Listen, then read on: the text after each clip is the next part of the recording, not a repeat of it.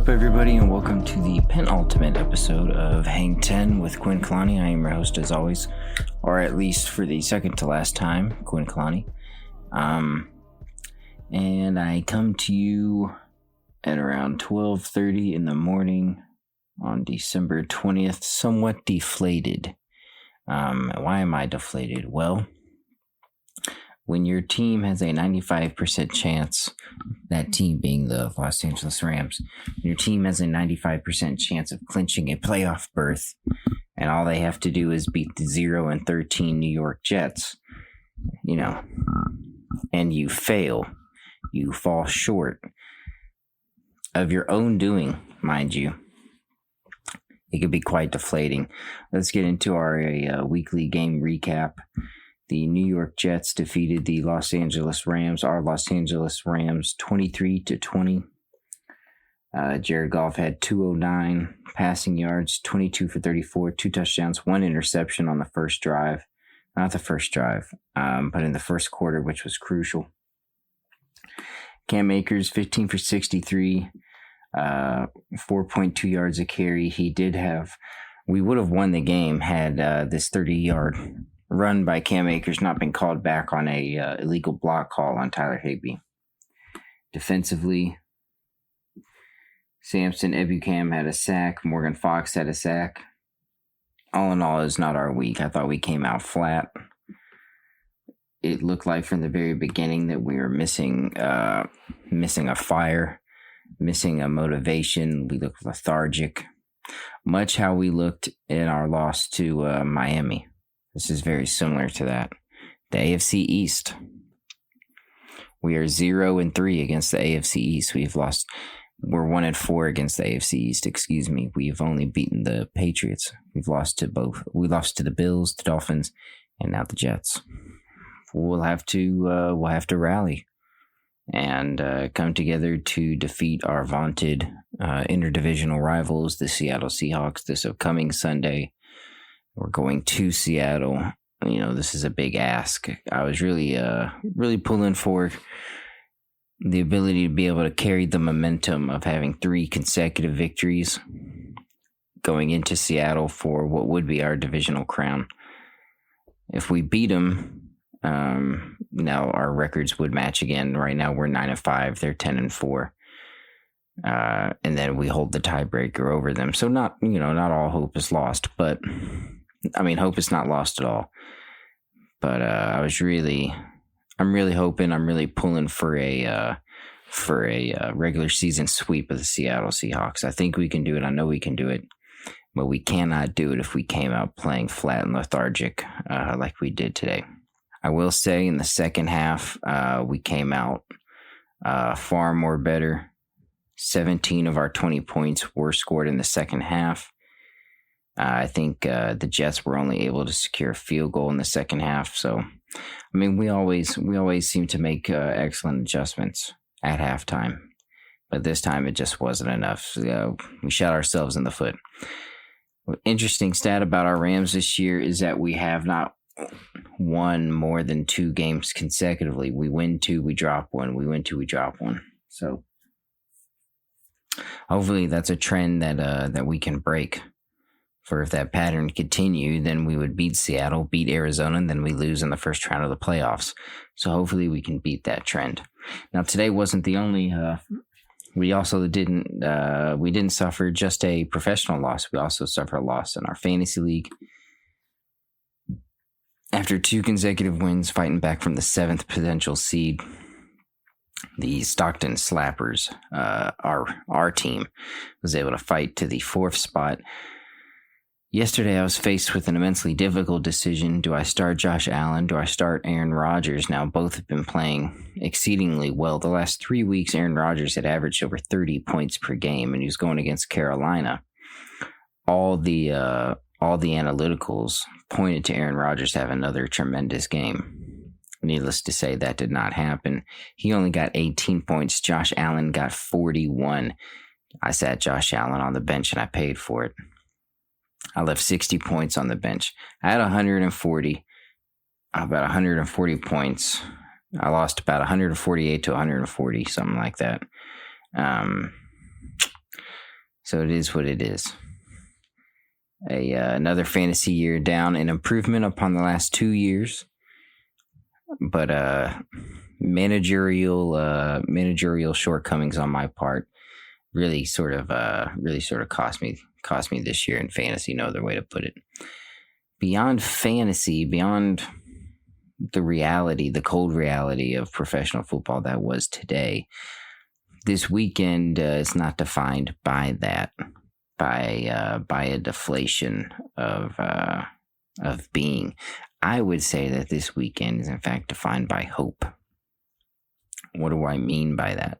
Well, if you were around on Friday and if you're a cool person, then odds are you were watching the Mandalorian Season 2 finale. If you weren't watching the Mandalorian Season 2 finale, then, spoiler warning going ahead. It was absolutely tremendous. It was one of the best season finales I've ever seen. Tons of callbacks, particularly towards to Terminator. There's at least 2 or 3 nods to Terminator that I saw in reference to the Dark Troopers. But we'll just get straight to brass tacks. So Mando and gang, Fennec, Cara Dune, Bo-Katan, and Koska Reeves, they all stormed the Imperial light cruiser Moff Gideon. And up defeating Moff Gideon, they set the stage, the conflict for what will be Mandalorian Season 3. And at the very end of the episode, when, all things look lost, here comes an X-Wing. Here comes Luke Skywalker. Luke freaking Skywalker. There's a moment in the episode where, at the end where Luke is standing in front of Mando, and Mando says to him, "Are you a Jedi?" He is the Jedi. He is the Jedi. It was amazing. And to see Luke just mow through a platoon of Death Troopers, very reminiscent of how Darth Vader mowed through the Rebel Alliance when he stormed the ship at the beginning of New Hope, and that transitional scene from Rogue One to New Hope. Many of those movements were mirrored in this action set piece with Luke Skywalker. It was absolutely and utterly tremendous. The special effects, not bad. I can see a definite improvement in the de-aging process from like when you look at Michael Douglas in Ant-Man or Avengers Endgame. Same technology being utilized here, Mandalorian Season 2, to de-age Mark Hamill. I do see progress. It is improving. That being said, I do see deep fakes on the internet, which do, on average, they do look better. So it's curious to why doesn't Hollywood utilize deepfake technology? I'm not entirely sure. But The Mandalorian Season 2 as a whole was absolutely tremendous.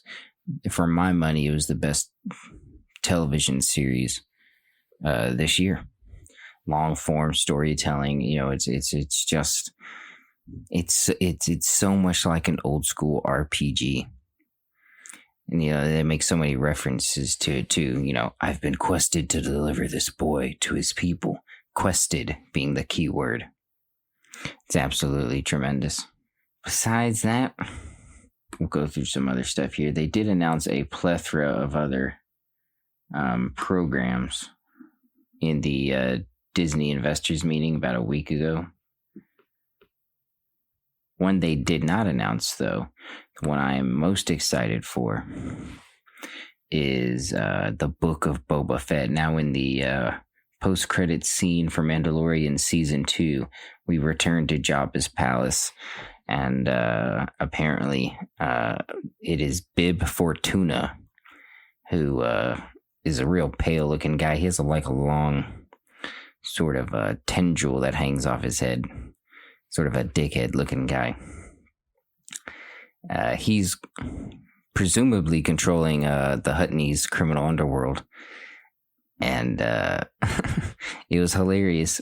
Eagle-eared Star Wars fans heard a callback to A New Hope. As Bib Fortuna, as Fennec is making her way into the throne room. and Bib Fortuna is made aware of all the disturbances. He tells the guards to go look at it, and he drops the McClunky line. If you're familiar with the McClunky line in Star Wars: A New Hope, it is what Greedo says to Han Solo before Han Solo shoots Greedo dead. So a nice, a nod of the cap to the OG fandom there. Boba Fett walks down, enters the throne room. Bib tries to talk, and Boba's hearing none of it. Shoots him in the chest, kicks him off the throne, and Boba Fett is now in control of Huttonese space. It would be, it was completely awesome. It was epic. It was epic. Now I do feel that it was kind of, maybe it was kind of overshadowed by the return of Luke, Grandmaster Luke. Jedi Master Luke that we all heard stories of how dangerous he could be, how dangerous he was. So I do feel like perhaps the Book of Boba Fett coming in December 2001 was a little overshadowed by that. Perhaps to the casual, to the normie audience, but for me, that was the cherry on top of the cake, if you will, the whipped cream on the pie. I'm a big Boba Fett fan. This year in Mandalorian, he has been completely and utterly redeemed. I don't think anyone with an objective eye or a sober eye would look at Boba Fett in the original trilogy 4 through 6. And even though he has, the coolest armor in the show or in the movies, even though he flies the coolest starship in Slave One, his actual presence in New Hope, Empire Strikes Back, and Return of the Jedi is overstated. And the way he goes out when he gets knocked into the Sylark pit by a blinded Han Solo is played for comedy. So to see a return to badassery for Boba Fett this year has been absolutely awesome. And I cannot wait for December 2021 enough. If not for anything, if for Boba Fett, played brilliantly by Tamora Morrison, OG Maori Polynesian actor, who, of course, you may recognize played Jango Fett and all the clones in the prequel trilogy. So, tons of stuff to look forward to. For our final episode of Hang 10, I am currently working on my top 10 films and television series of the year. That will be a bit of a longer episode. We're going to go through, I'm just going to, give my recommendations, talk about that. Of course, probably do a Rams recap of the Rams-Seahawks game. And then that'll be it. We'll end it there. So, for this week, pre-Christmas, I want to wish you guys all a Merry Christmas. If not in a religious sense, then in just a celebratory sense. A happy holidays, Merry Christmas, whatever floats your boat. And as always, stay safe, stay smart. God bless. I will see you next week.